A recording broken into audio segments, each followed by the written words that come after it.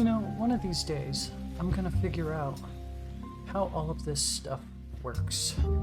So I started using this new music player because my old music player went down. And I know that I need to allow it to place links, but I don't want everyone to be able to place links. And I don't know that now is the right time to worry about that kind of thing, because I certainly don't want bots to come in and start putting up all of their links, because they're just going to put up a bunch of nonsense.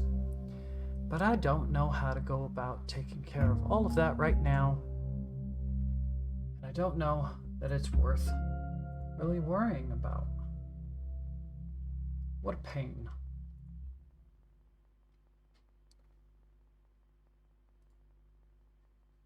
Anyhow, I already wasted some time with the filters coming up, so let's just get into this. How about it? So, and of course the link's not going to work. I don't know what their link is. Can I just give certain bots free reign?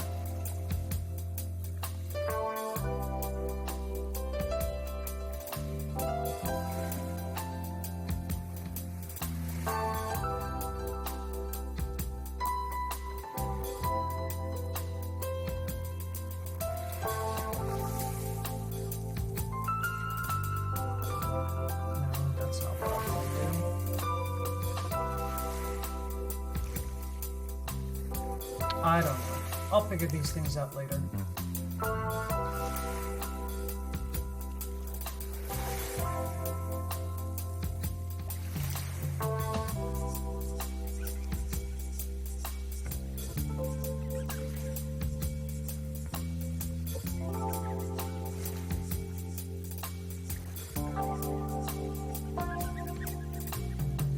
There really should be a way just to allow certain bots to do their thing. You know, I can whitelist a website, but I can't whitelist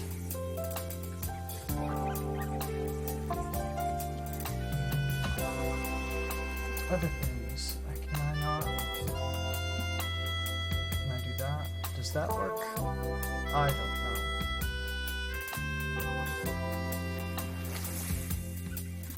know.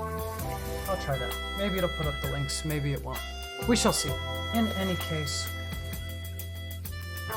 good morning, good afternoon, good evening, and good night to all of you out there. There we go. Can we get a proper zoom? A proper... There we go. Alright, my name is Voice Flynn. I'm really just doing some filler right now. I know that I said that for our PJ Bottoms that I wasn't going to cover all of the sewing, or not all the sewing. I wasn't going to cover all of the cutting that we were going to do, but I wanted to have the video of that. And I'm going to put this on YouTube later so that you have it for reference, just in case. Because I know some people like to see all of the steps involved in things. And I also want to modify the pattern just a little bit for my own specifications. And I'm also going to go into very briefly why I'm doing those modifications. And I will go into that as well a little bit later when I actually go into Paint and show how we make this pattern from scratch. And the links for the music is not working. I'm not going to worry about it. That's fine. So we're just going to come on here. We're going to chill out for a while. I'm going to modify the pattern just a little bit. I'll talk about why that's done in detail later. And then I'm going to cut the fabric. So we're just going to chill out. We're going to cut fabric. And then I'm going to go to lunch. When I come back from lunch, we'll do all of the actual sewing. We'll put this stuff together. And we'll have a brand new set of PJ Bottoms that are good to go. So that's all I'm going to do. I hope you all have a great time. We're going to chill out. And I'm going to take care of followers and cheers and subs and all of that stuff a little bit later on.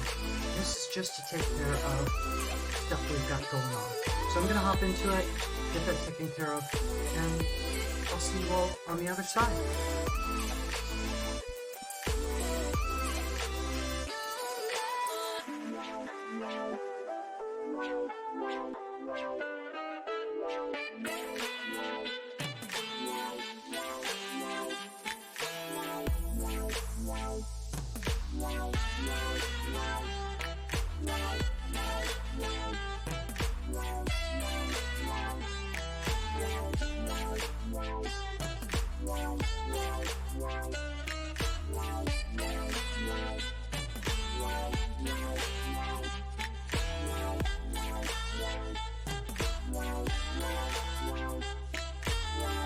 Okay, so at essence,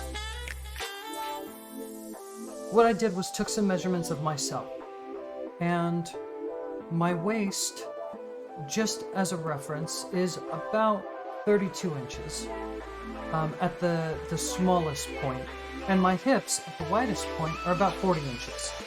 And so when I take a look at the waistline on the PJ bottoms that we've done, if I look at the line of the original theme that we've set up, from here to here, across, it's about 11.5 inches. So that would mean that when these stretch, 11.5 inches times 4 is going to be, well, that's 44 plus 2, that's 46 inches. So there's an extra 6 inches of leeway in the hips to get over, right? And I don't need that much room. So what I'm essentially doing is bringing the curve that we've done from the crotch in just a bit to reduce the top of the opening. And this will mean that the hips and the waistline on these is made a little bit smaller, but the rest of it stays the same, right? So I'm only bringing in a small section of this, still keeping the 90-degree angle here, still keeping the 90-degree angle here, and that will mean that all of our seam lines work nicely together. So all I've done then is given myself a little bit of room. So from this seam line to my new seam line, I've measured out to be about 10.5 inches. So from here to here is 10.5 inches. At 10.5 inches times 4 is going to be 42 inches that I'm going to sew on. That 42 inches will be plenty enough to get these pants over my hips, and then when they're scrunched in with the elastic, they'll fit nice and clean on my hips or on my waistline or wherever it wants to sit in between, right? So there's plenty of room here for them to fit from the crotch line up to the waistline. And you could measure that out if you wanted to, and you could adjust the rise here for that, but we already did that with the original pattern, and I'm happy with the way that those PJs sat, and we will take that measurement later when we make this pattern, quote-unquote, from scratch. Hello, Tyria. No worries, I'm just going into a slight modification of this. We're going to do this all on paint later, and I'm going to cut the fabric. This is more just filler, so no worries. I'm going to do the full sew up later after lunch. But thanks for coming by. So all I've done is modified this curve a little bit. And then I took my ruler and put in a nice curve for that. So from the top of this curve, I did 90 degrees from here at about 10.5 inches. And then I lined it up with the original curve, keeping the 90-degree original set, and then drawing in a new curve that's nice and clean on up. And then again, from that 5/8 inch seam allowance, doing again a nice decent curve on the way up. So that takes care of the back, and I'll go ahead and cut that out. And then we're going to do the exact same thing on the front. So just a quick modification to reduce the width for our hips so that I'm not using too much fabric. So remembering then that this is the cut for the seam, and then this is the cut for the new seam allowance, right? So I'm just doing a quick modification. And again, this will all be done in a YouTube video. I have a channel already, and I will put that all into the About section a little later on after I've done some editing on this, so that you don't have to see all of the fine details done at length like this. I'll speed it up, and then you can slow it down for yourself so that you can see the entire process if you want, but it's not really needed, right? So there's the bottoms done. And now we'll take care of the top.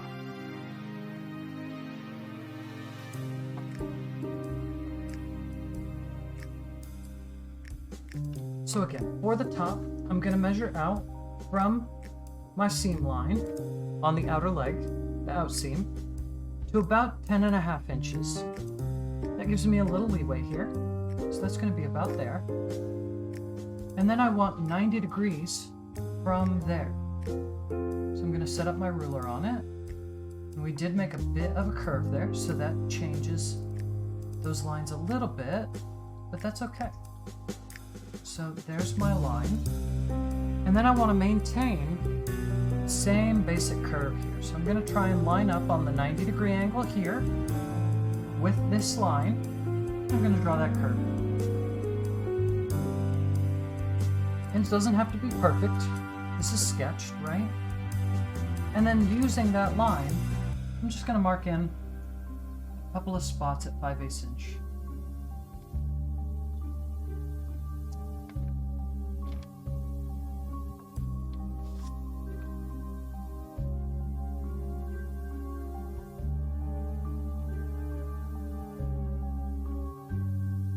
And then again, doing a 90-degree angle right where it's going to come in at that 5/8 inch seam allowance. And then using those marks that I made to get that approximate curve. It's about there. And trying to keep this 90-degree angle here. So it's going to be about there. And then I'm going to use my permanent marker, and I'm going to mark this down. Now remember, if you've already cut your pattern, you don't want to mark whatever's behind it. So just be careful with your marker. Try not to mark anything that you don't want permanently marked.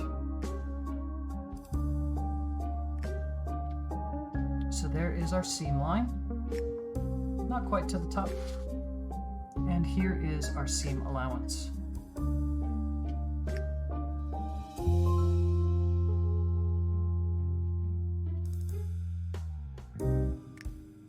Alright, so there's the modification for that pattern. And before I cut, I'm just going to make sure my measurements are correct one more time. So this seam line here from the outer seam is at about 10.5 inches. Again, 10.5 times 4, 42. So that gives me 2 inches of leeway. And I'm going to go ahead and cut at the seam allowance.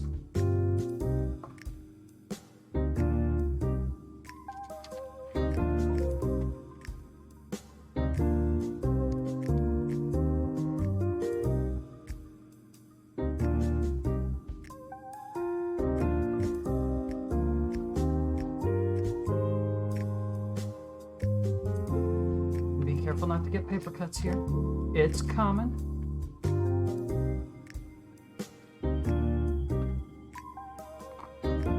There we go. Okay, so we've now made our cuts and adjustments to the pattern based on the original.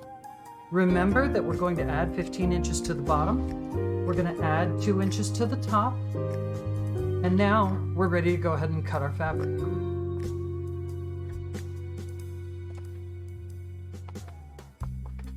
So I'm just going to set the patterns aside for a moment, and I want to take a look at the fabric itself.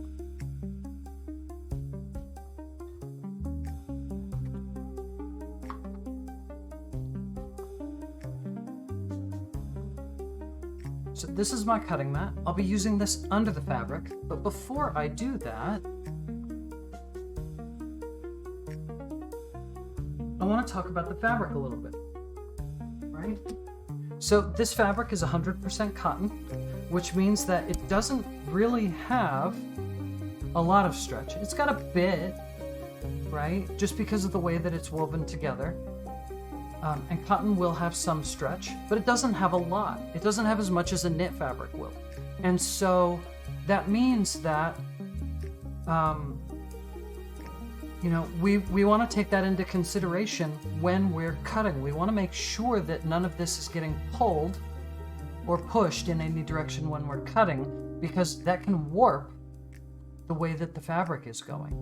One of the other things we want to take into consideration when we pick this up from the fabric store, they folded this. And I pre-washed this to shrink it, because cotton has a tendency to shrink. So I went ahead and washed this ahead of time so that any shrinking that would occur occurs before I put this together.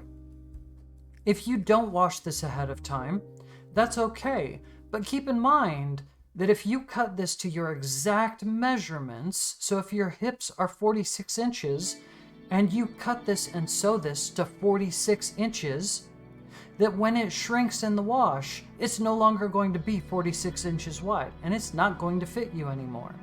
So keep that in mind. So pre-shrinking fabric, if it's a fabric that's going to shrink, is super important. So that's one of the things to keep in mind. The other thing to keep in mind, when it gets washed, or when the fabric store that you get this from folds this up, it's going to have fold lines in it. So one of the things that I did to quote-unquote pre-treat this was I ironed it. And I ironed it to get rid of all of the folds and wrinkles in it, so that when I cut this, none of those wrinkles are going to affect the stretch or the movement of this fabric. Because if I've got a fold here that causes it to warp, then when I wash it, it's going to come out, and that's going to affect the way the rest of the fabric lies. So ironing is your best friend when we do this kind of thing, right? Iron early, iron often. You should be ironing almost as much as you're sewing when it comes to making garments.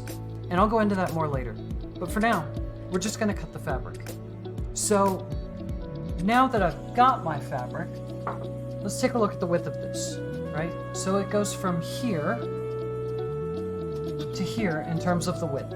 And I think that this one is about 36 inches wide. I don't remember the exact width. But what I can do is I can take and fold it in half.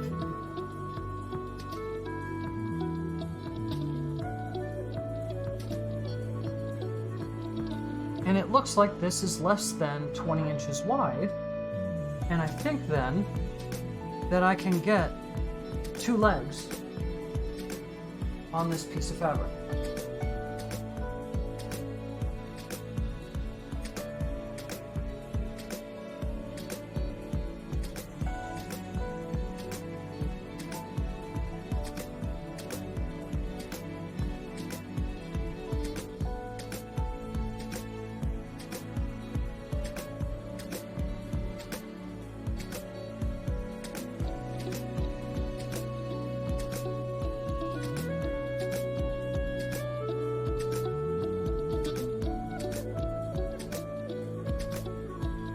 There, I've just done a gentle fold in half on this. And it may be easier for you to fold this with right sides facing, depending on the type of chalk that you're using. So I'm going to do a little test with my chalk too. This chalk is a light blue, so it may not work on some areas on this fabric. And if that's the case, flip your fabric over and try it there, right? I know that this is going to wash out. I can just give it a gentle brush and my lines are gone, right? So keep an eye on which side of the fabric you'll want to mark and cut on based on the type of marking tool that you're using. I think for me, the best way to mark this is going to be on the right side. So I'm going to go ahead and do that.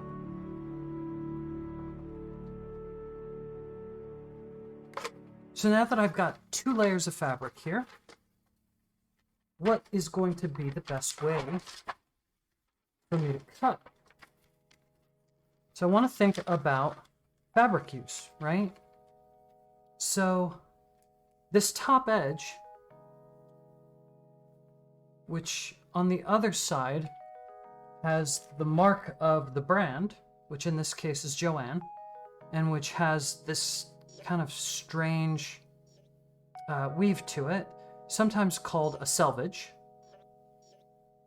I want to try and avoid that if I can, or at least keep it in the seam allowance so that it doesn't become part of the garment, because it lays differently than the rest of the fabric, and it also doesn't have the pattern of the rest of the fabric in it. So I'm going to try and avoid it. So not counting that, if I look at the layout of these PJ pants, now if I lay these pants out like this, kind of lining up the line of the leg with the line of the fabric, leaving 2 inches for the top so that we can get that extra cut there. If I lined it up something like this, you can see that I'm going to lose this fabric here and a lot of this fabric here. And one of the things that I want to try to do is possibly fit a pocket in there, right? So how many pockets do I need? Well, I need a front left, a front right, a back left, and a back right. So I need to cut 4 of these pockets. So maybe I should mark that too, just so I don't forget. So I need a pocket. I'm going to cut 4. Right? So we need 4 pockets.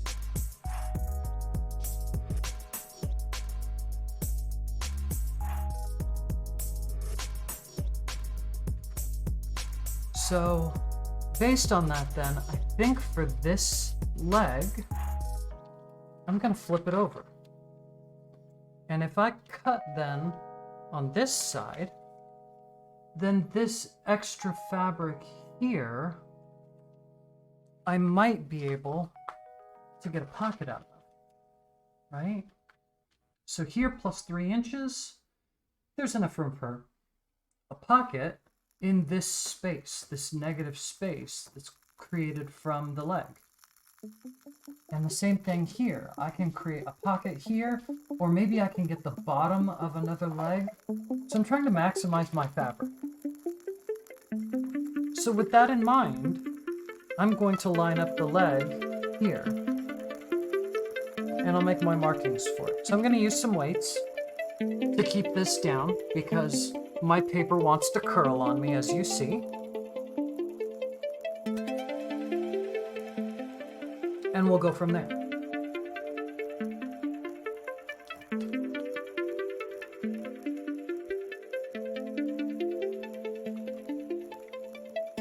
Coffee cup seems as good a weight as any, till I want to have some coffee again. But it'll work for the moment.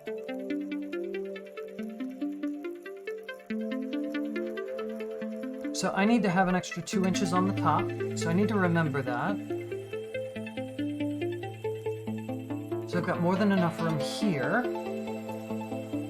and here, and just making sure that my fold has enough room as well, because I'm going to be cutting both at once, right?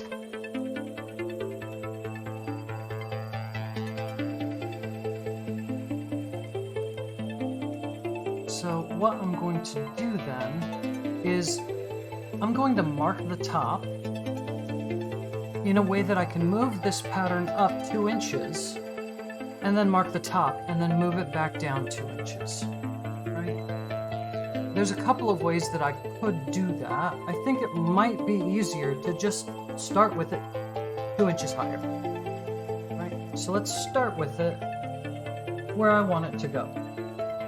I want to make sure that I can go 15 more inches this way, right? Because it's got to add 15 inches to the bottom of the leg.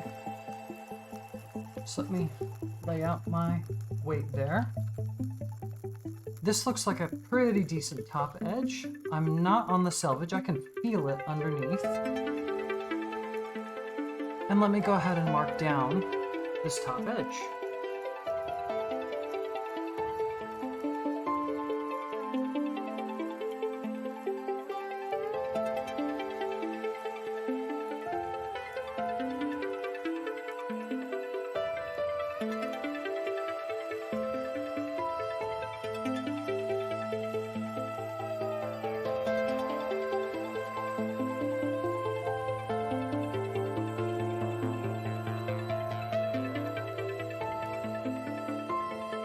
There we go.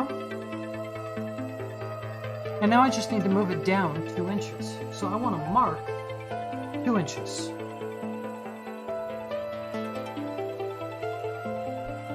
So 2 inches from the top of my pattern here. And I'll draw myself a little line so I can get that covered. And then I'm going to make sure that my chalk goes down at least that far. And the same on the other side. Now remember that this is a curve, right? So we're going to try and straighten out that curve a little bit. But I want to mark the 2-inch point there as well. And we'll have to get that to work out a bit. Just folded my pattern a little. That's okay. All right, so now that I've done that, I'm going to move my pattern down 2 inches. So to there, and there. And it should still be squared. Let me put my weight down. And let's check the lengths again, right? So this is still gonna go 15 inches this way. And we can go from there. So for this, it looks like it lines up pretty well, but I can always bring that ruler back in.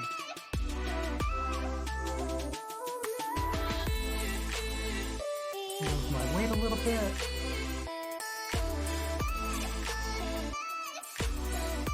And we'll just get things to line up more or less. It doesn't have to be perfect, just close enough.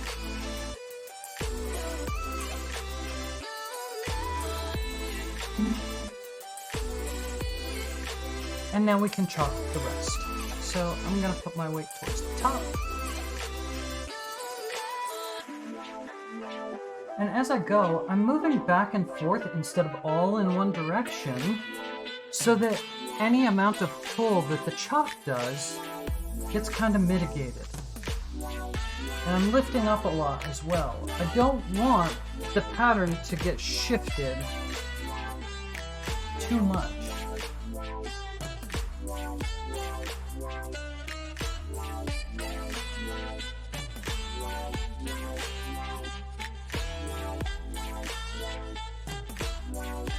The pattern ends right there.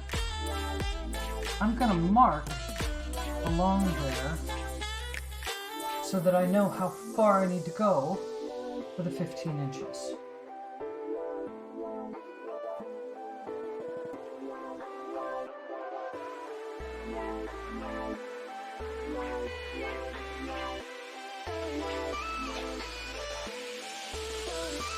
And again, I'm trying to go back and forth here so that I'm not tugging on the fabric.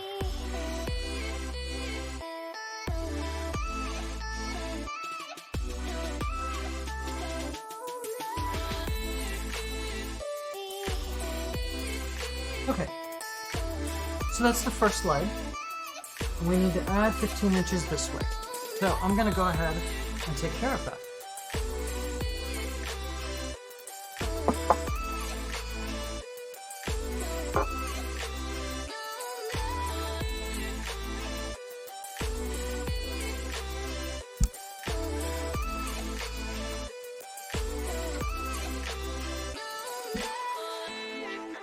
So I'm going to try and keep everything together as we move it. And if I have to, I'll refold my fabric, but I tried to keep it folded along here. And we haven't made any cuts at this point yet. So if you need to, pick up the fabric and manipulate it, right? The chalk should hold.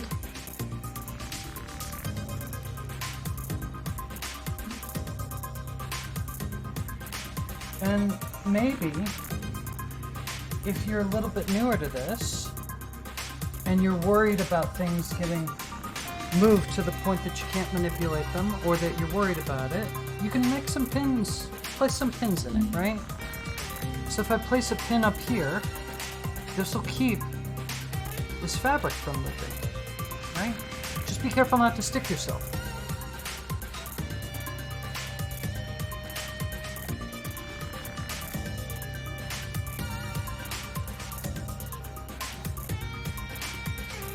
I don't need a lot.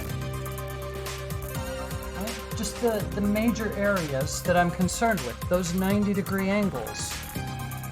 And then maybe one or two along the selvage edge.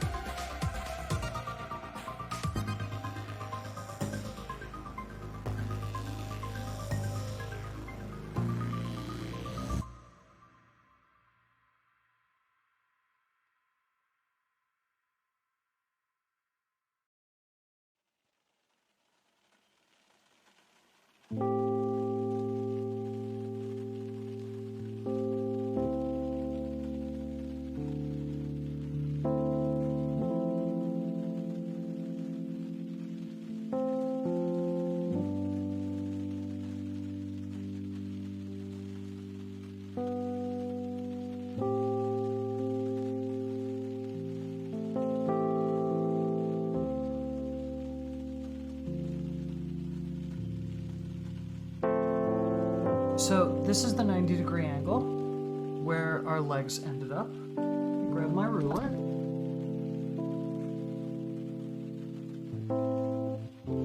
I'm going to extend that line just a little bit. I've got my pin in the way here, so I'm going to just push it in a little further. So I'm just going to make that 90-degree line on that leg just a little bit more prominent for myself.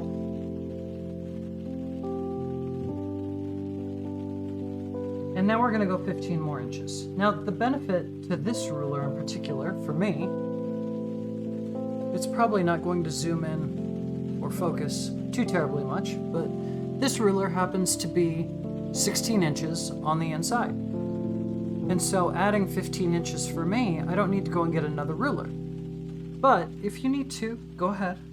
No big deal. So I'm going to set this up to add 15 inches. And I'm going to use that 90-degree angle that we just created to make sure that everything is lining up nicely. And then I'm just going to extend, right? So from 15 inches down, I can make myself a little mark at the base.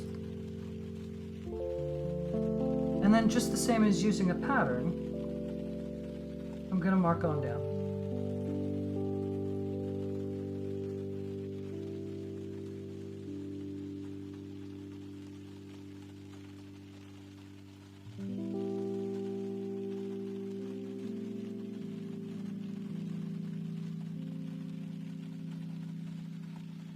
And the same on the other side. 15 inches, line it up, take your time with it, and then mark.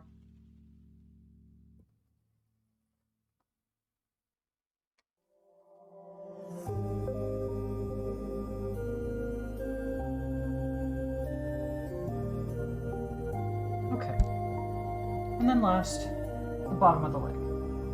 This again should be 90 degrees from the leg. So we'll line it up and mark it in.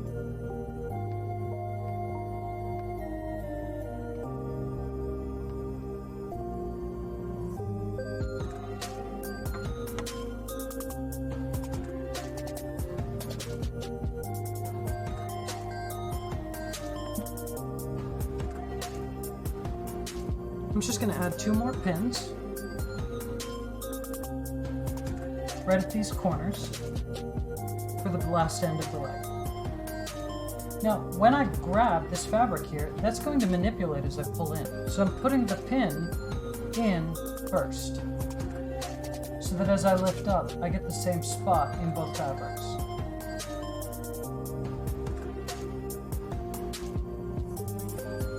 And the same here.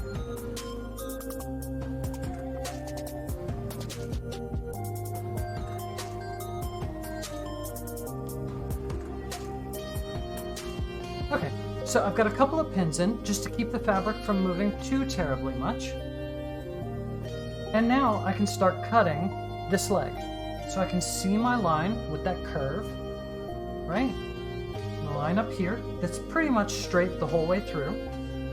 I'm going to place my cutting board underneath and I'm going to make a cut. So that cutting board, I've got a spiral slice, which is kind of like a pizza cutter, right? Blade comes out for that, and I'm just going to cut like a pizza cutter. If you don't have that, it is perfectly acceptable to cut with scissors. You can use either way. The pockets I'll probably do with scissors just because they're a little smaller, but I'm going to use the pizza cutter looking cut for these. Hello, Smug Tongue. Yeah, I'm just doing a little bit of filler. I'm going to cut out my fabric first. I'm going to make a YouTube video out of it that's kind of like sped up so that you can see the process, but this is just chill. But yeah, hang out. I love this fabric. It's a beautiful mix of purples and grays. I think it's a good starter for us. Yeah. All right, I'm going to shut up and cut now. Feel free to hang.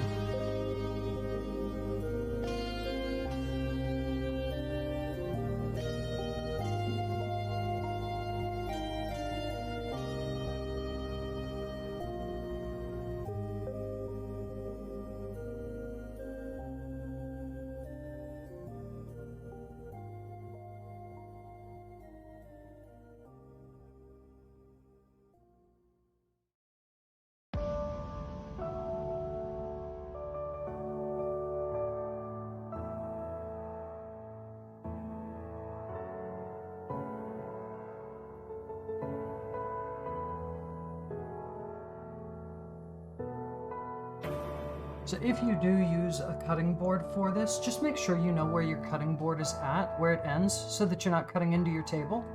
So my cutting board ends about here. So I'm just going to keep my hand roughly in that area, so I know where not to go. And my cutting board is right at the edge of the fabric here, and it extends well past where I'm going to cut on the fabric here. So I just don't want to cut my table.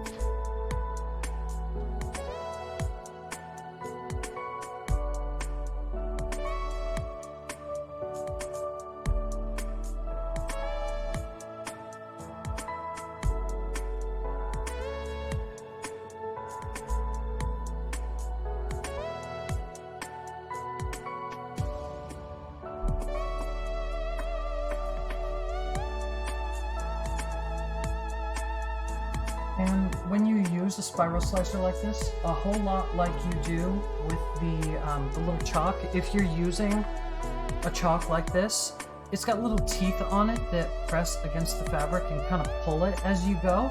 So I tend to go back and forth with the cutter, because if you push, then the fabric that's on top will push against the fabric underneath, and that causes one fabric to move in a direction different from the bottom fabric. I don't want there to be a warp in the fabrics that causes them to look different or behave different. So I'm going to go forward a little, come back a little, go forward a little, come back a little, so that the pull in these fabrics is the same, that it's identical across them.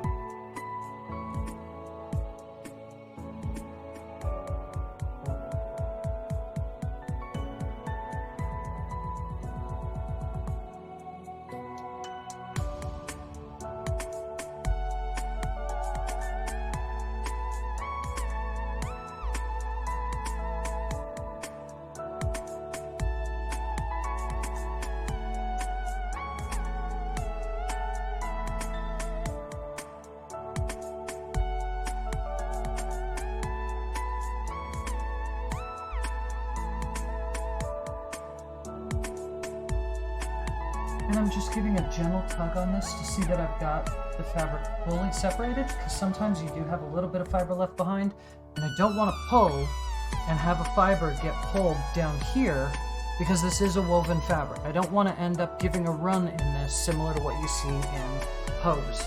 So that's why I'm checking this very carefully. Hello Veshman, how are ya?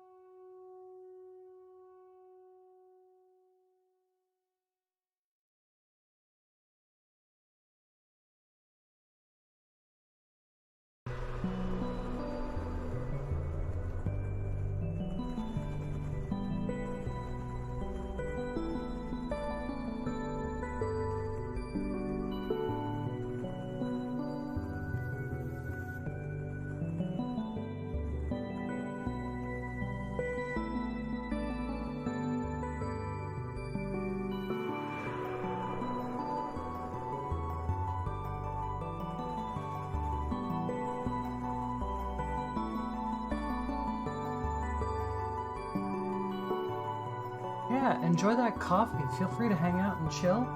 This is really just filler that I want to make sure that I can get put into a YouTube video. The full sewing of this will be done later this afternoon. I just want to get this cut. But feel free to hang out, enjoy some coffee, enjoy the music. So I'm just making sure that this fabric is fully lined up with the fabric underneath, because I am cutting the left side and the right side at the same time. And I tend to be a little bit of a perfectionist with this. My cutting board is past the line of the 90-degree angle here, so I know I'm not going to cross that, and it ends right about here. So I'm going to have to move it one more time as we go up, and I have just a couple of pins in my fabric to help it not to separate. So just once again, moving on up slow.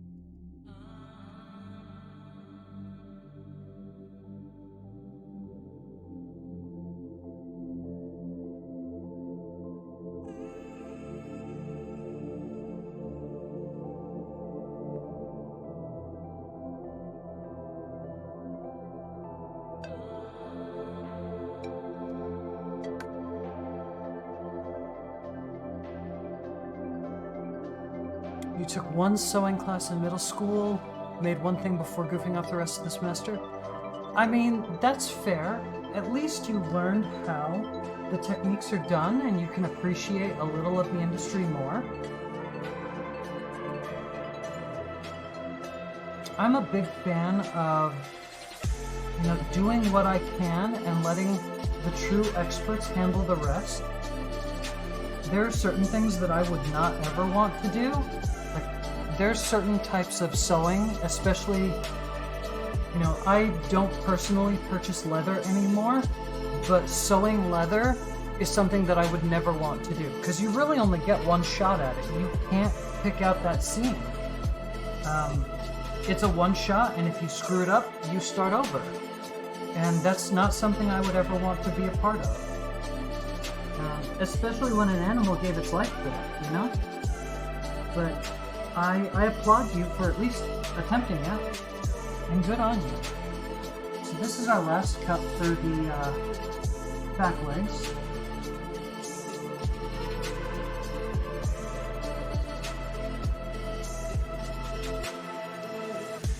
There we go. That looks clean. And then there's a little bit of a curve here that I need to follow.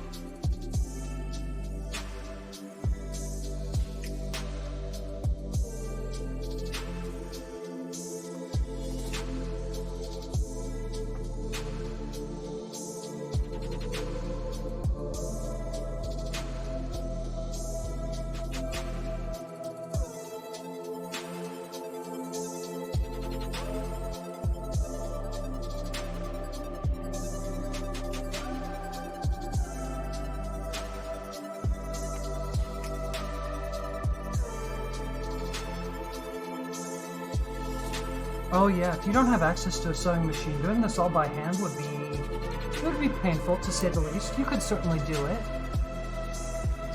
but I wouldn't recommend it. I don't like this angle for the spiral blade, so I'm gonna finish this off with the scissors. There we go. And just so that I don't forget what we've just done, this is the back leg, right? So on both of these, on the inside of it, I'm gonna put a big B so that I don't forget. In chalk. And I know that you probably can't see this on camera, but that's okay. So that's going to remind me that this is a backside.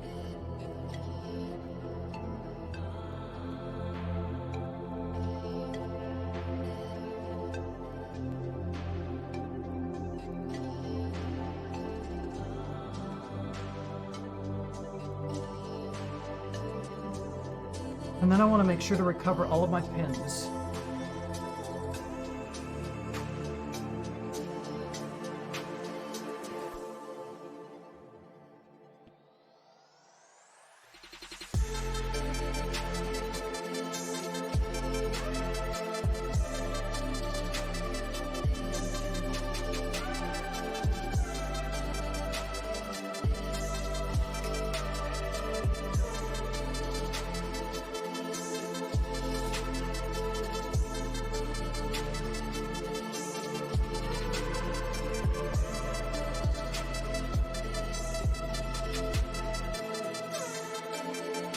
Try not to stab yourself with the pins. They are sharp.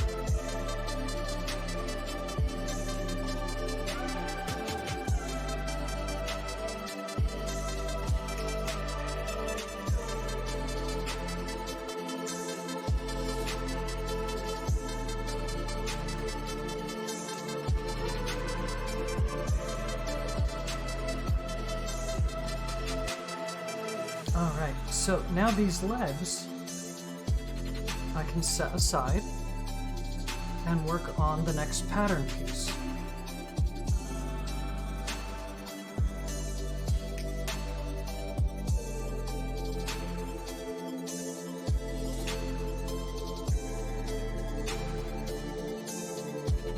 I'm just verifying that this is the back side.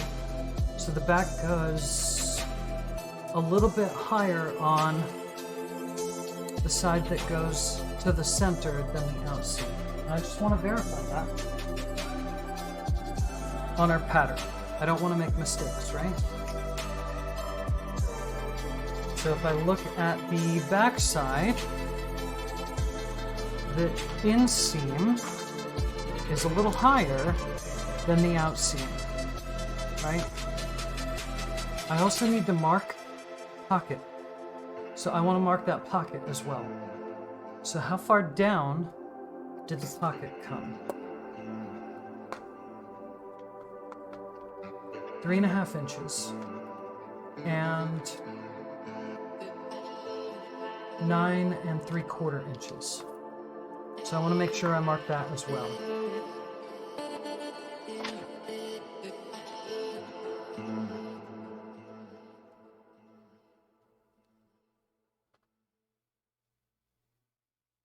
The pocket is going to be sewn right side to right side, so I can mark that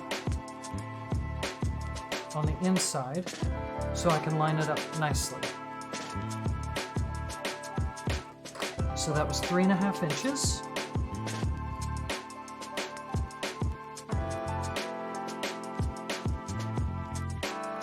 Which is about here.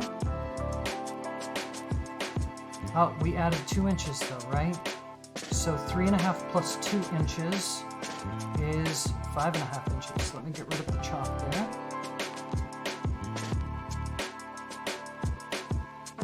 So 5.5 inches. And 11 1/4 inches. 3/4 inches. So that's roughly where our pocket goes. And the same here. 5.5.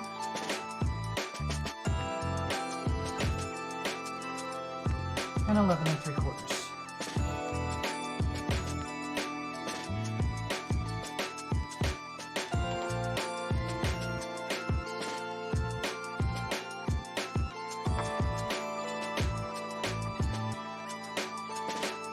And then we can compare them against each other, right?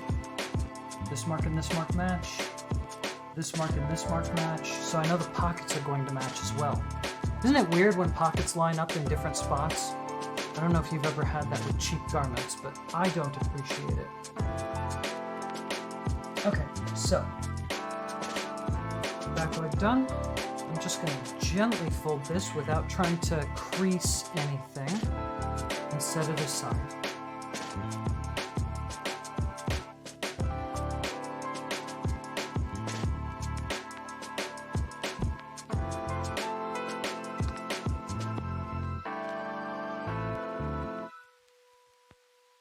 Okay, so now I need to consider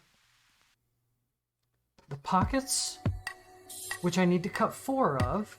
Remember, we discussed this earlier. So I need 4 pockets, front left, front right, rear left, rear right, right? And I need to consider where to put the front legs. So I do have enough fabric that I can do 2 front legs the same way, fold it over, which will make things easy. I might also be able to fit part of a front leg here and save some fabric. That would involve cutting 2 front legs though. Let me see if that will fit, because I like saving fabric. Before I do that, this little strip that's here, I can't really use this for anything. I could use it to make like some ties or something like that, but I'm not gonna find a use for this. So it can either go into like the strips in a quilt, or if you have some stuffed animals that you wanted to make, you could take these and cut them into little strips and stuff a stuffed animal with them. They work great for that. You could stuff a pillow with them. So I recommend keeping scraps. Just keep a box of scraps. You will find a use for them. You could even use it to practice sewing on. this long strip is fantastic for playing around with in your sewing machine to make sure that seams are coming out correctly, to make sure that your sewing foot is working properly. There's always a reason to keep scraps around. So I recommend it. And this is a nice long strip, right? It's almost 40 inches. So it's worth hanging on to. So don't get rid of scraps.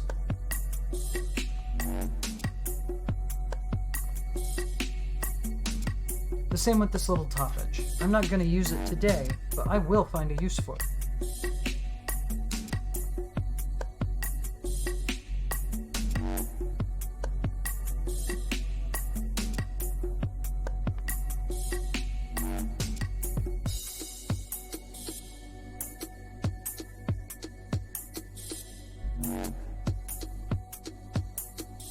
So uncurling or uncoiling out this fabric then,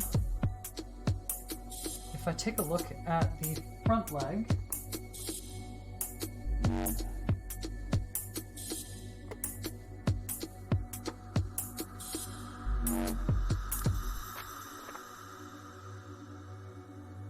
making sure to add 15 inches to my bottom.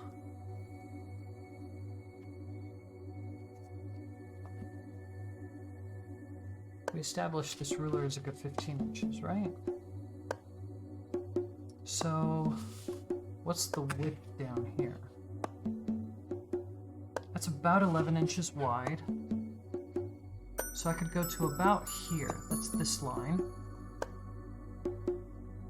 And then 15 inches.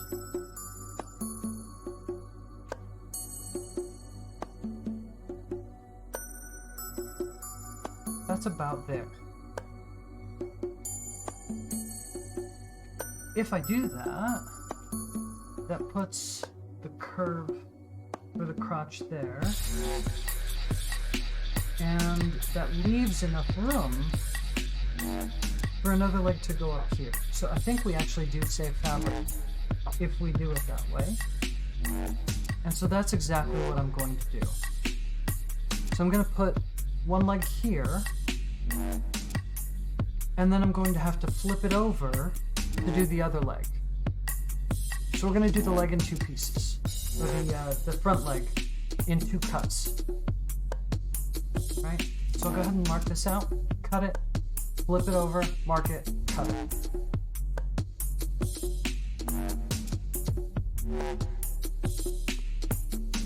So the other thing to consider then is that the back leg had the top of the leg up here. If the front leg has the top of the leg over here, is the pattern reversed going to cause an issue? So let's take a look at that.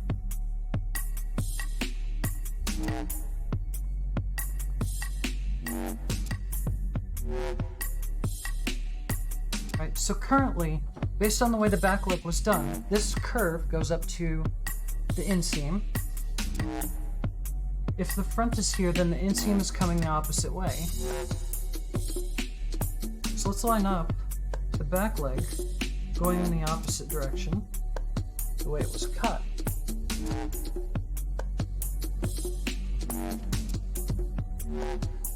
And let's take a look at the two of them next to each other. So this has one of the patterns reversed.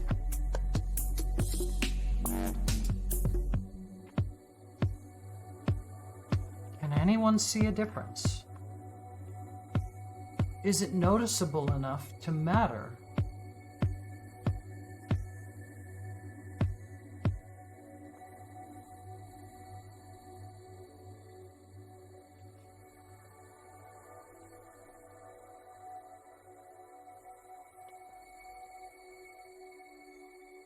I don't think it is.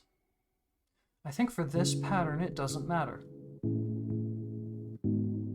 There is an obvious pattern that runs through it. You know, this one and this one repeat, right? With this little inlet. And this piece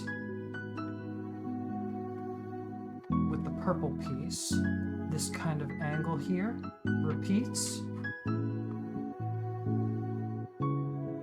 So that we can see is here as well. Does it look bad if they're in the reverse? I don't think so. I don't think anyone will notice that except maybe me. And you. Because you're looking at it right now. But I don't think anyone will notice that. And this is a pattern where I'm not worried about lining up pattern pieces either. So I think I might be okay. I'm gonna get a second opinion from the quilter in the family. And then I'll make a final decision on this, but I think I'm okay.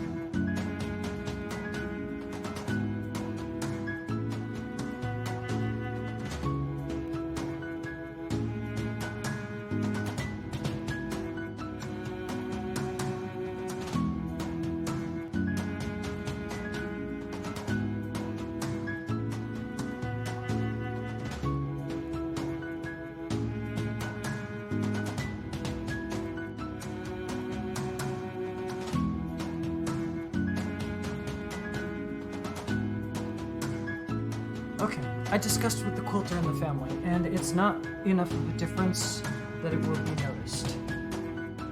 At least not the matter. They're PJ pants, right? Who cares? Okay, so let's go ahead then and set up for these pants. I don't need the cutting board right now, so I'm just going to set it aside.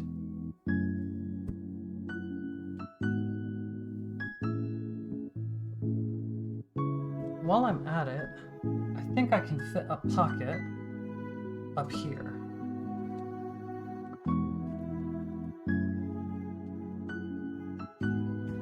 I might even be able to fit 2 pockets here. So I kind of have a little bit of a line where I can see the middle. And I need to add 3 inches to the bottom of this. So there's 1, 2, 3. Yeah, I can definitely fit 2 pockets here. So I'm going to go ahead and do that.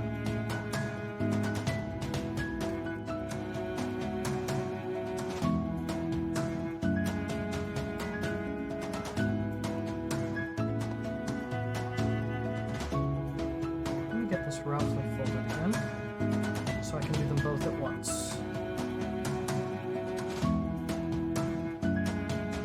There we go.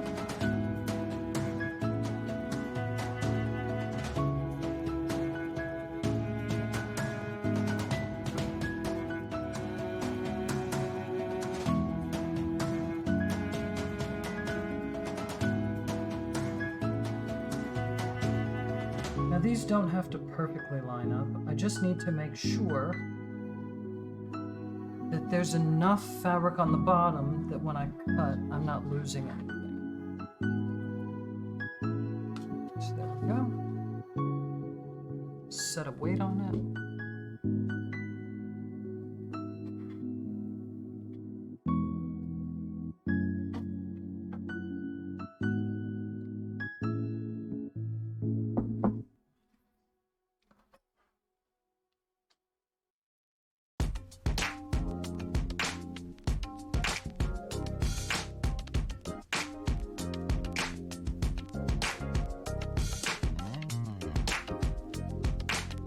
My 90 degrees.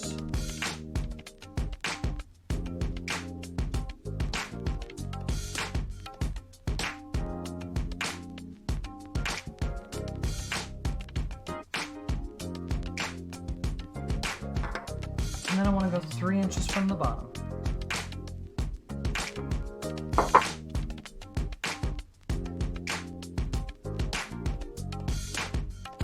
So I'm at 9 inches here. I'm going to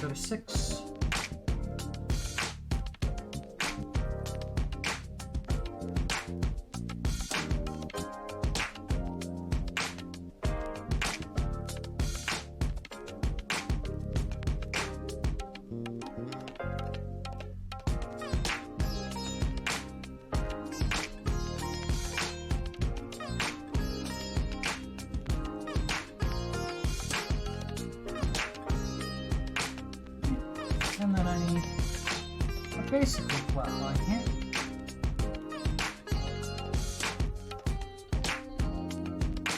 And now I'm going to use part of my pattern. I want to have a curved line, but I can also do that when we're sewing, right? But I just want to have a bit of a curve. So it doesn't need to be as pronounced, but I'm going to draw in a little bit of a curve.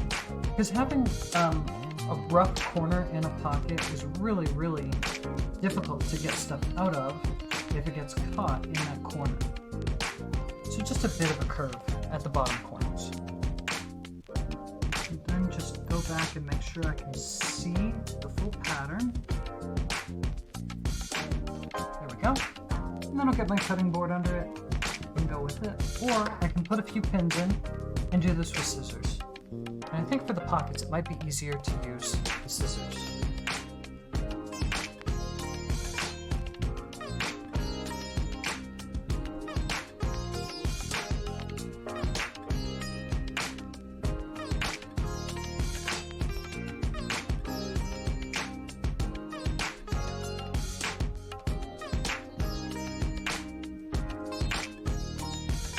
And just again, when you're putting the pins in, when you lift fabric, you're manipulating the fabric underneath.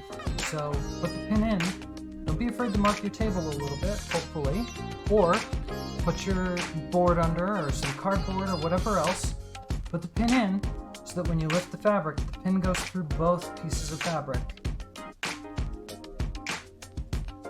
And that way you don't have to worry about them being set at different angles or having a little bit of a warp in one.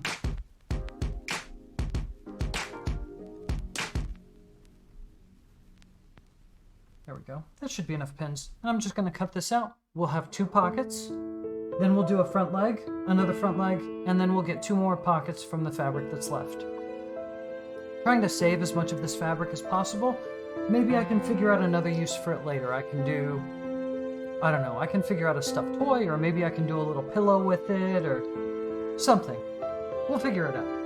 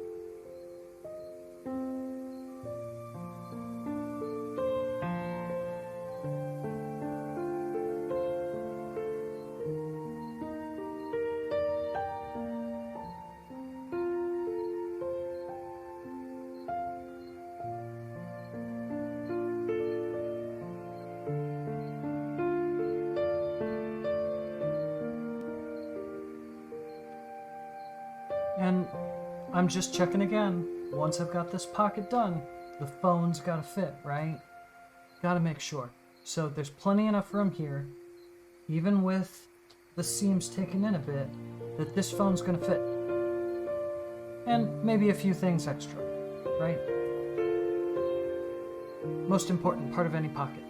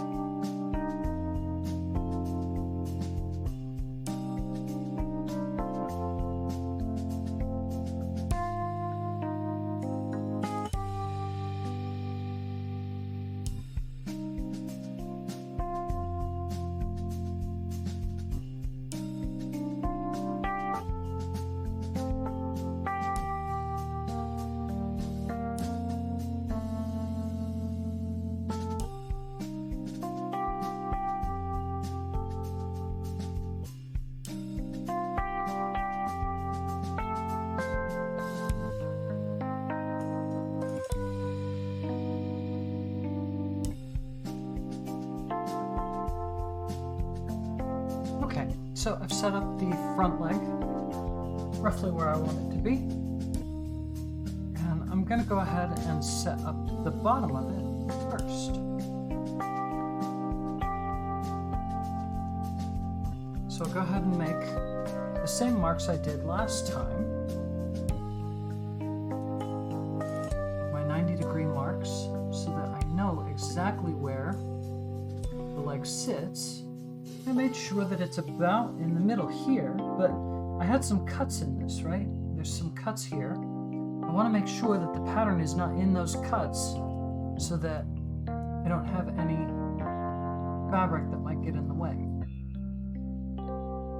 The fabric that's already cut that I'd have to work around. So here's my 90-degree marks for where I'm doing my 15 inches from. And this will allow me to line it up again when I shift down. So now from here, we'll go 15 inches straight on down. I know that's a little off camera, but you get the idea. Hit this just a little bit, try and get it on camera again. Make sure that we're still lined up. There we go.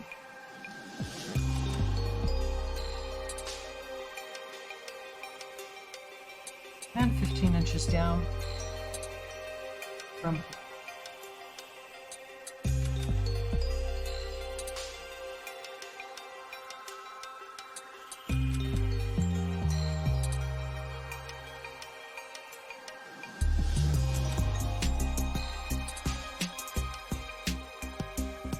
see there's quite a bit of movement on this loose fabric here that doesn't have anything to kind of hold it in place in.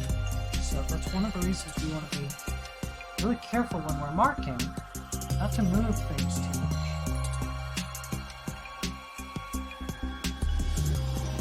So being really careful to line up on the 90-degree angle. Right about there.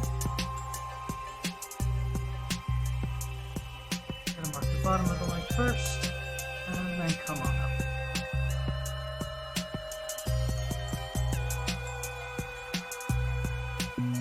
And just to kind of verify things, the top of this is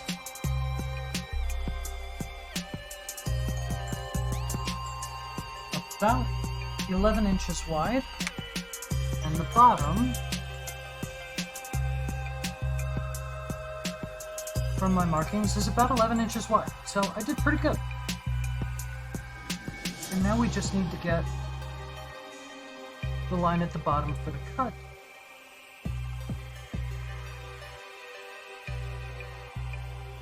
I know that this is off camera, but it's exactly the same as we saw previously. Just a straight line.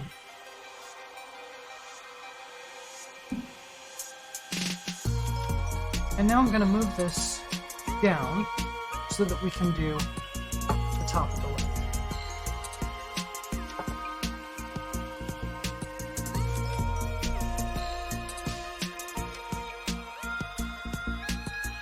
There we go.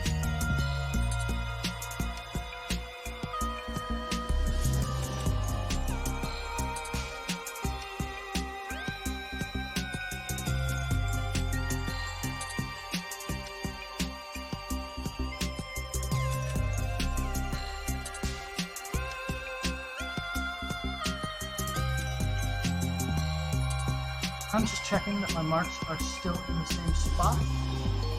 Looks like they're not, so I want to move the pattern just a little bit.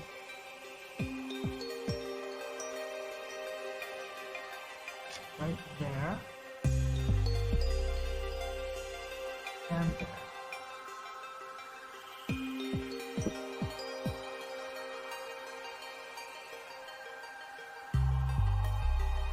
Okay, now I can go ahead and mark. And again, marking back and forth to account for shifts in the fabric as I go. Because this chalk marker, and really all markers, are going to have a tendency to cut on the fabric a little bit. I want to try and account for that. Now remember, we're going to add 2 inches to the top. So just like before, I'm going to mark a 90-degree in so that we can lift this just 2 inches.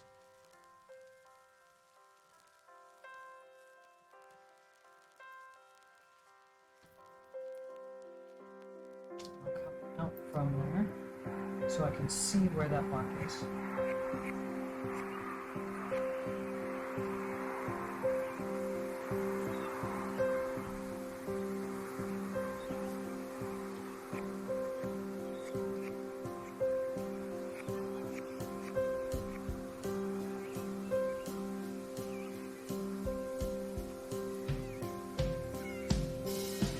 There we go. And now I need to move that pattern up 2 inches. So I'm going to take and mark it's going to go.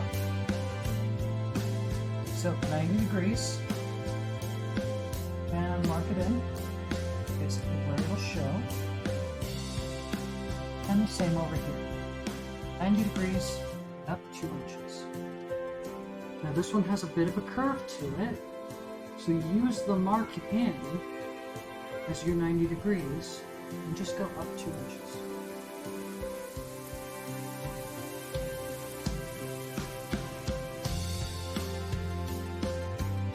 Line everything up and draw in that last bit.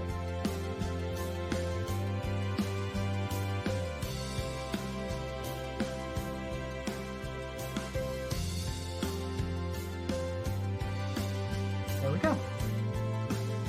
So that's our first leg, or first front leg, I should say.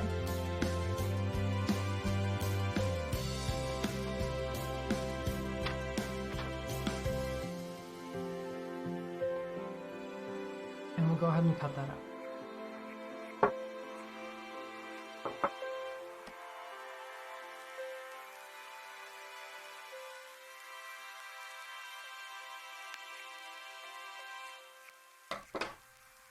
So just to check, I don't have enough room here for a pocket. I probably could have accounted for that and fit a pocket here, but it would have been a really, really tight fit.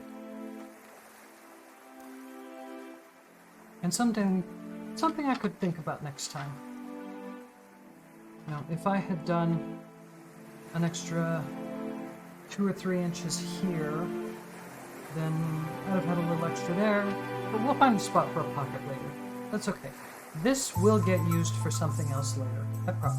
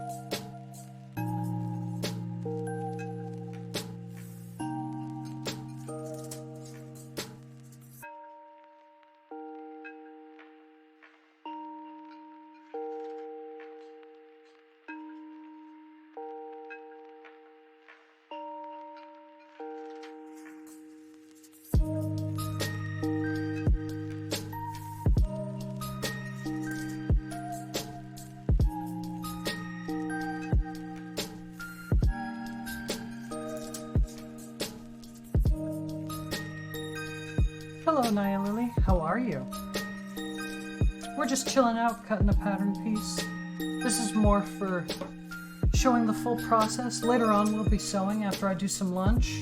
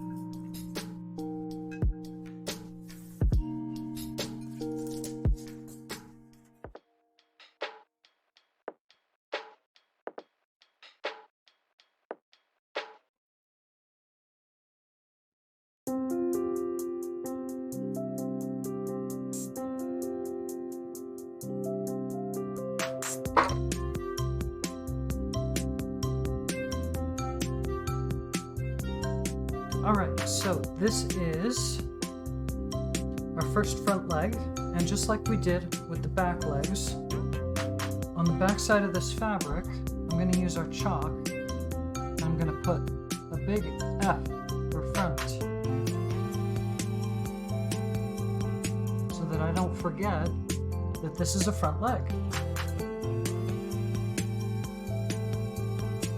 So we've got one more front leg to do, and 2 pockets, and then I'm gonna run to lunch, and then we'll do the real sewing stream where we put all this stuff together.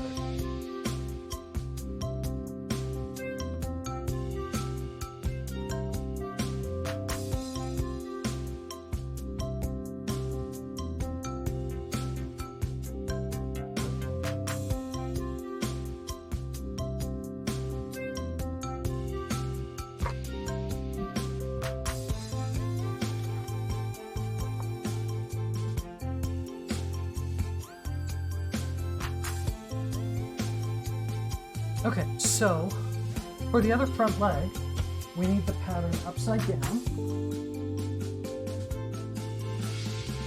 And when we put it upside down, the inseam is here.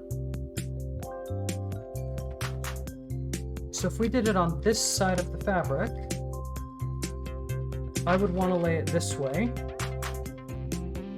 which means it's not going to fit here, right? So let me turn my fabric around so I can get to the other side, because we just basically cut down the center of it. So I'm going to take a look at the other side now.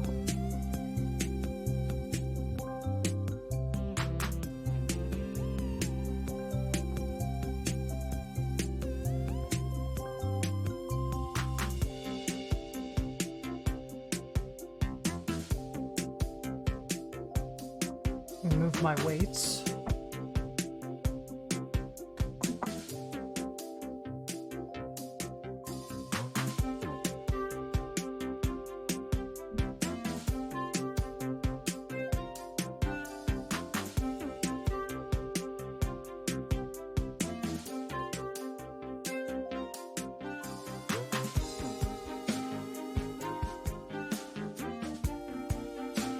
So looking at this side then,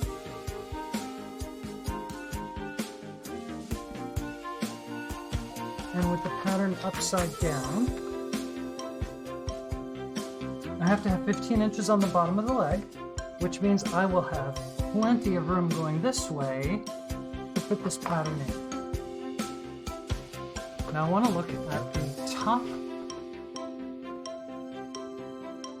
here. When I purchased this fabric, I made sure to get enough to fit my outseam twice, so at least 80 inches, right? Because that's my outseam twice. That way it would fit. So from here, I need to have at least 15 more inches, and I think we more than covered that. So we will fit this leg in, and then we'll get a few more pockets, and that should cover us. So let me get this lined up, figure out the 18 inch, or the 15 inches here, and we should be good to go.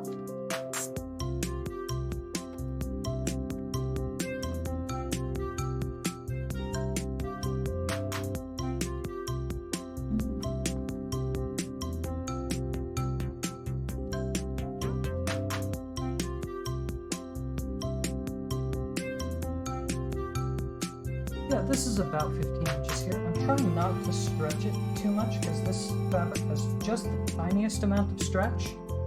So if I kind of just pick it up and let it fall where it's going to fall, that looks pretty good. This selvage edge here tends to give some amount of pull to it, so I want to stay away from it just a little bit.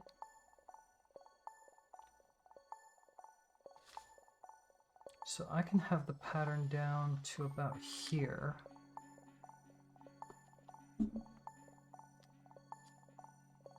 Okay. let's center things. And we'll do just like we did before. We'll draw in the leg first and go from there. If this goes all the way up, that will fit so that we're not in the selvage. Because this little woven area definitely causes warping in our fabric.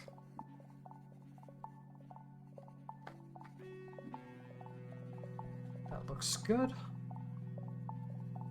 And then 15 inches from there. So let me go ahead and start marking things.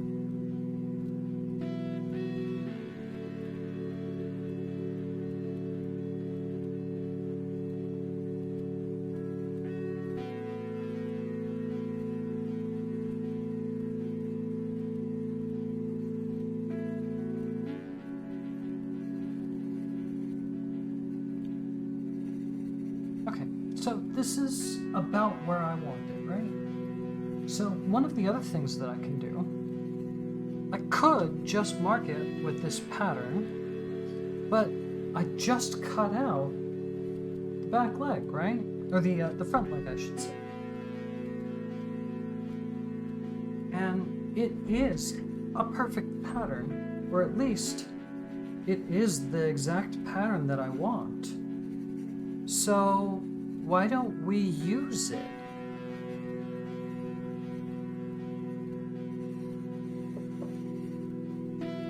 I know that I need the back side of it so that I can have a mirror of it.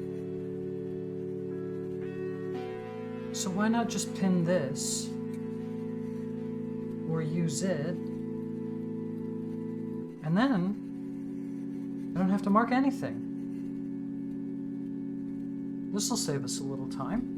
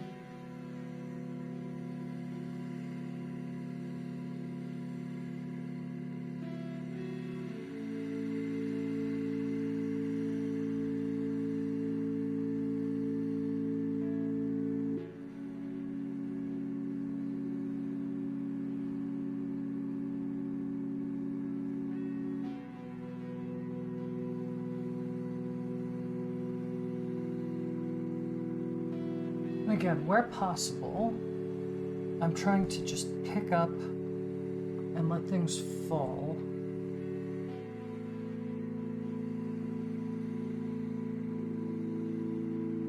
And get it as flat as I can. There's just a little bit of a spot here where it's cut in, but this should be okay because that's going to be in the seam allowance. I don't think we'll even notice it. And there's just this little bit that goes into the selvage. And I think we can get away with that. Maybe if we just move it out a bit. Do a little manipulation.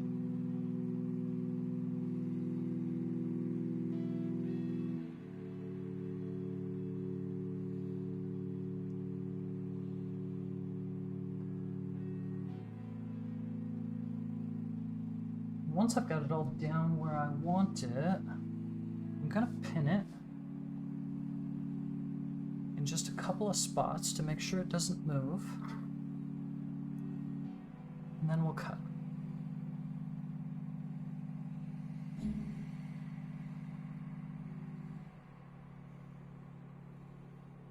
There we go.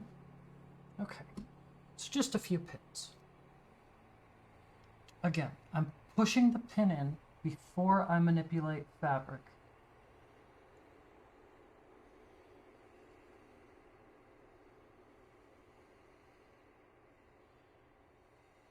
And I work from the inside of the fabric to the outside because the outside's easier to manipulate. I want to get these inner ones first.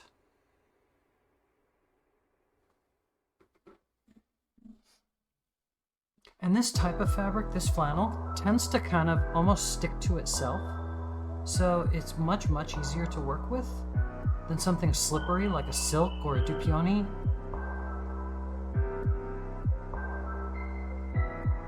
So that helps things quite a bit. Let's do a pin here. If you wanted it to be really secure, you could do a couple of pins down the center, but I'm really only worried about the edge on this. So I'm only going to pin a few places along the edges.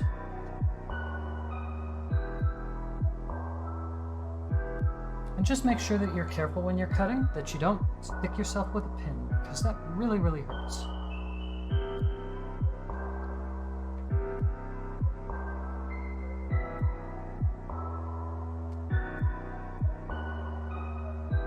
And also try to keep the pins outside of where you're going to be cutting so that you don't get your scissors or your rotary blades caught on scissors, because that's not good for the blades. It will dull them really, really fast.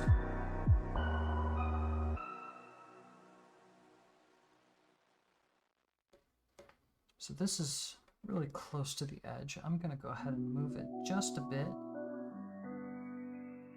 Flatten that down again, and then move it in just a bit.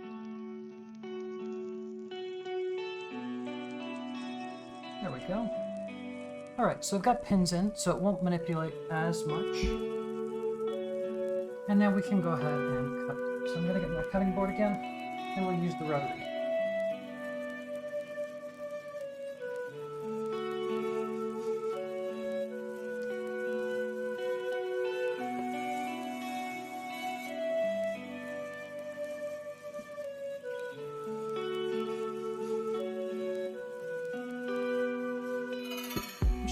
A weight to keep the fabric from moving too terribly much.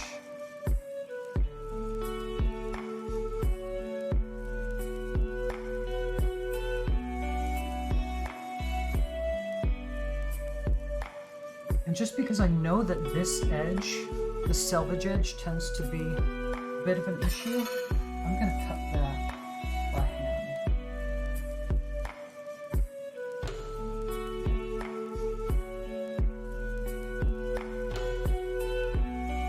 Just cutting right up along my pattern that we have here. I don't need to mark this and take it off and then cut. Because if I get close enough, then they're going to come out identical.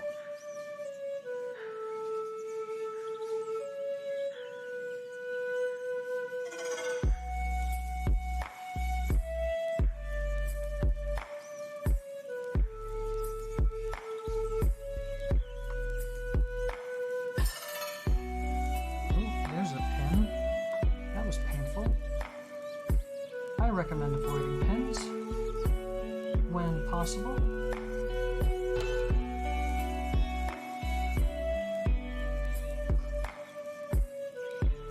Alright, that should be enough of the salvage edge. Let me grab the rotary. And we'll take care of the rest of these. Again, I tend to be a little more careful with the rotary because it tends to do a little bit of a push and pull.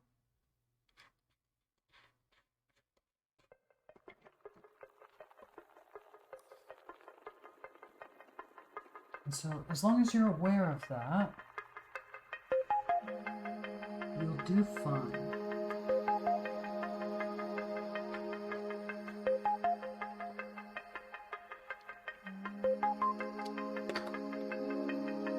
Quite like this cut that I'm getting from it, so I think I may just do the rest by hand.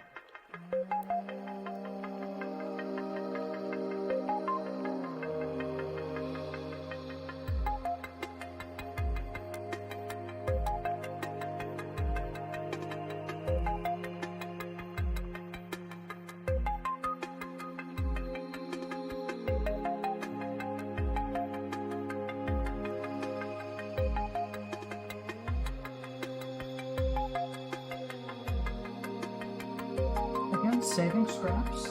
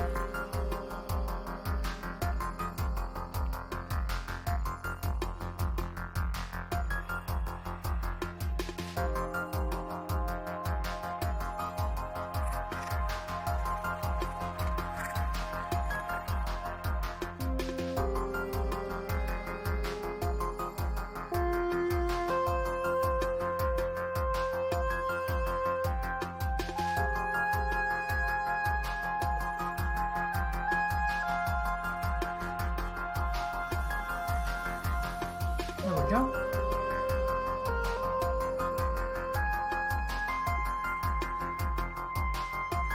Okay, again, on the back side of this one, I'll mark a big F for front. Not fail, but front. And then I want to check the pattern one more time.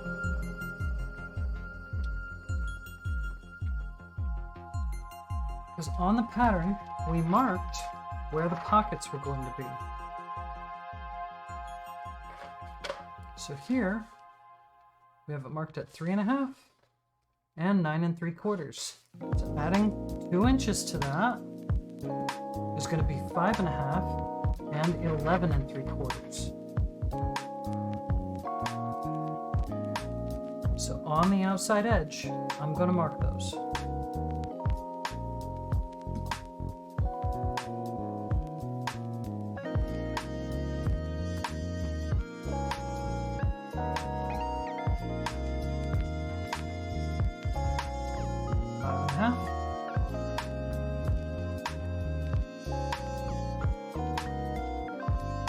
And 11 3/4.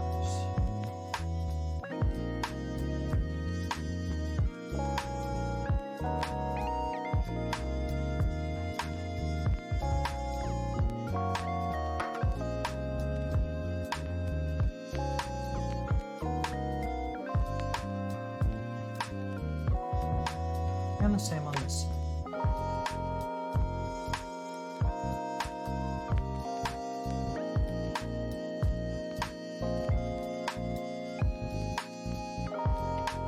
Make sure they match. Yep, good. And then we can take the pins out and set them aside.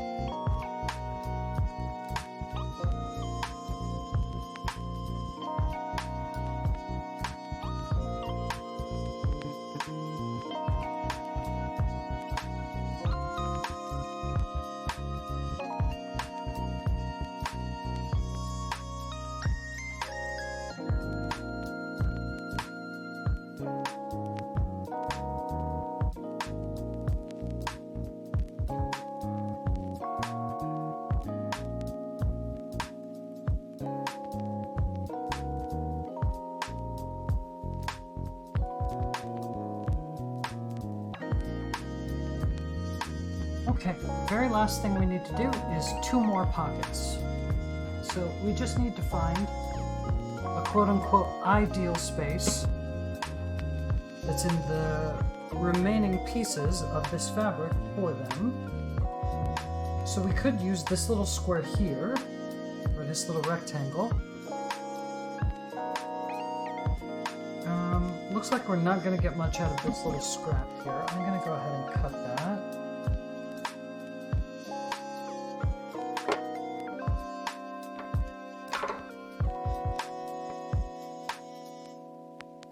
We could also probably get pockets here. Let's check. Yeah, it looks like this is just about right. I don't think that we could get 2 folding over. No, we couldn't. So, not from here.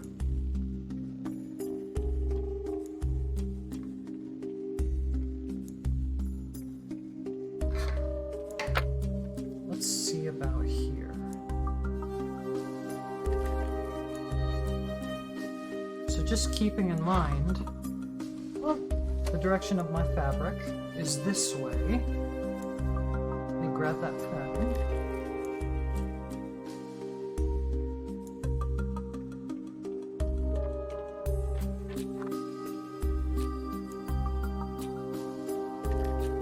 So if I take and add 3 inches here, there's plenty of room. And I can do 2 pockets here. Yeah, that'll work.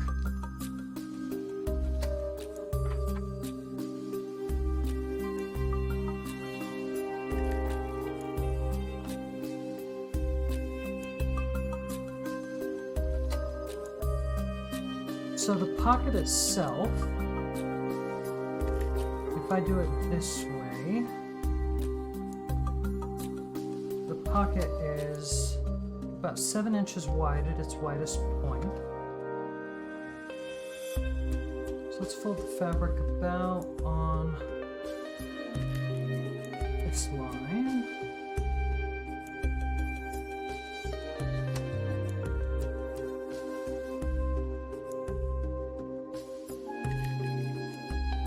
Try to keep excess out of the way.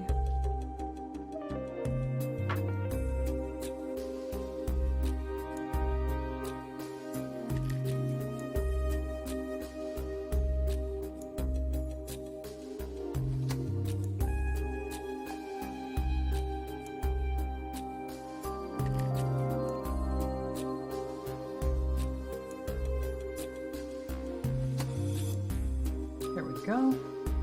Decent little surface to work with.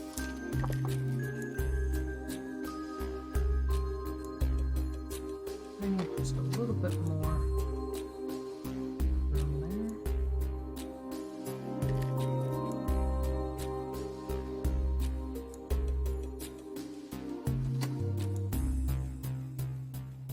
That should work. Yeah. Okay. So we did pockets earlier, right? So again, I can reuse what we've done.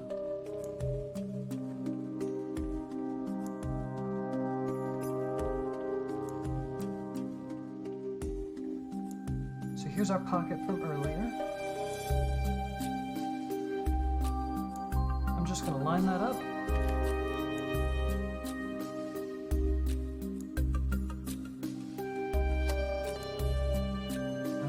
One of them.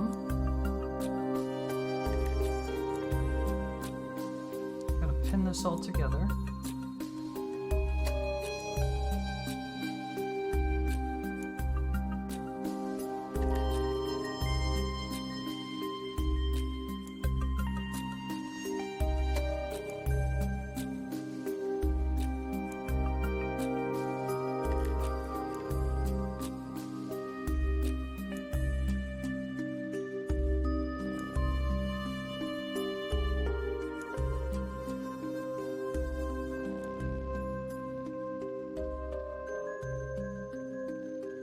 And I'll cut us 2 more quick pockets, and we'll be all set for this afternoon, after lunch, to sew all of this together.